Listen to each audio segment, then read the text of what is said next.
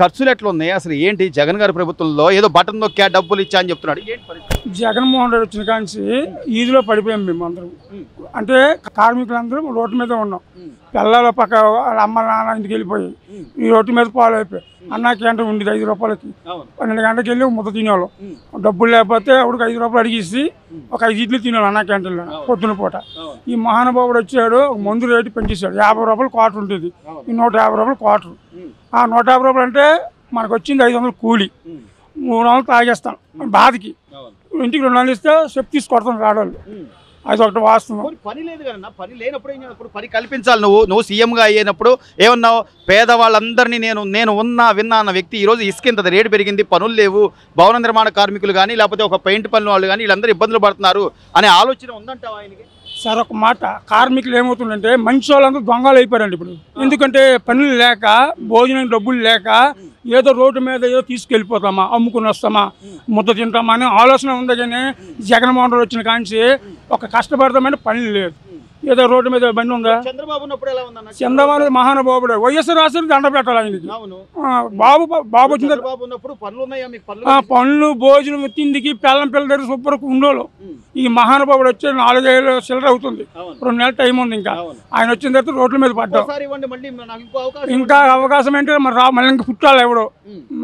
next TDP వస్తుంది ఖచ్చితంగా భద్రతతో వస్తున్నాడు డబ్బులు ఇచ్చాను బటన్ నొక్కాను ఎవరికో ఆల్పాలుగా ఇంటికి 3-4 ఇస్తుంటే ఒక ఇంటికి 3 ఇస్తారా 3 అనుకో 3 ఇస్తున్నారు ఈ లేని పరిస్థితి ఏంటి అలా రోడ్డు మీద పాలు ఉన్నోడికే ఇస్తున్నాం లేనోడికి పెట్టాలి ఆ మందు ఇక్కడ ఈ వైన్ షాప్ లో 120 ఇస్తుంటే అక్కడ 150 ఇస్తున్నారు 130 ఇస్తున్నారు 120 క్వార్టర్ 130 అక్కడ సీతంపేట గేట్ దగ్గర ఇక్కడ 120-120కి ఇస్తున్నారు ఇక్కడ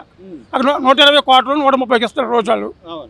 అది ఒకటి పట్టించుకోరు గవర్నమెంట్ అంటే గవర్నమెంట్కి వెళ్తుంది కాబట్టి అది పట్టించుకోరు అది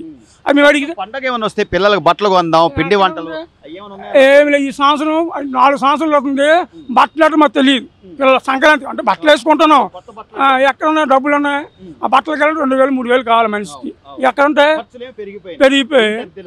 ఇంటి 4,000 ఇంటి కరెంట్ బిల్లు 5 రూపాయలు వస్తాయి 5,000 కావాలా ఎక్కడ చేస్తాం 5,000 ఇప్పుడు మనం రోజు ఎక్కడ ఉంటుంది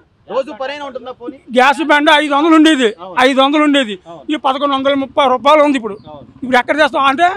సగం పెరిగింది 2 వంతులు పెరిగింది ఒక వంతుది ఏంటి మా కష్టమైన డబ్బులే కదా ఇప్పుడు జగన్ మనం నమ్మాలంటే పురుగుల మంది తాగేసి కాలంలో పడిపోవాలి మేము జగన్మోహన్ రెడ్డి వస్తే గెలిస్తే గ్యారంటీ కదా వాస్తవం నేను చెప్తున్నాను పేదవాళ్ళకి చూస్తానంటే అన్న క్యాంటీన్ ఉంచాలి అదే వైఎస్ఆర్ క్యాంటీన్ పెడితే గొప్పతనం సీఎం అంటే ఆడ కడుపు నిండిపోయి సరిపోదు కాదు మా కడుపు నింపాలి పేదవాళ్ళ కడుపు నింపితేనే ఆయన దేవుడు కదా మొక్కుతాం కాళ్ళకి లాగేసాడు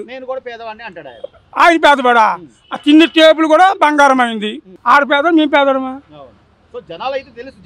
జనాలకు మొత్తం తెలుసు అండి ఈ రోజున జగన్మోహన్ రెడ్డి గారు నేను పేదవాళ్ళకి నేరుగా అకౌంట్ లో డబ్బులు వేస్తున్నా అంటున్నాడు నిజమేనా అది దేనికి వేస్తున్నారండి చెప్పండి అమ్మ కూడా వేస్తున్నారు వేసారండి పిల్లలకి ఏదో పిల్లలకి వేస్తున్నారు 45 సంవత్సరాల వాళ్ళకి అలా డబ్బులు పని చేసుకోలేరా ఏ హామీకి ఇచ్చారు ఇల్లు రూపాయలు లేకుండా కట్టి ఇస్తాను అన్నారు ఇచ్చారా ఎవరికా ఏదో కాగితాలు పట్టాలు వచ్చారు కాగితాలు ఇచ్చారు ఏ కాగితాలు ఇచ్చాడు ఆ పట్టాలు ఇచ్చాడు ఇల్లు లేవు ఒకళ్ళు లేవు ఎన్నో చెప్పాడన్నా అవన్నీ జరగల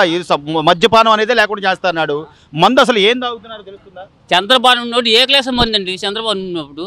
50 రూపాయలు ఎట్టుకి 100 రూపాయలకి వెళ్తే ఏ క్లాస్ మంది తాగుకోవాలి ఏ క్లాస్గా ఇప్పుడు ఈ కోట తాగనుకుంటే తెల్లారికి తలకాయ నొప్పి వచ్చేస్తుంది అలా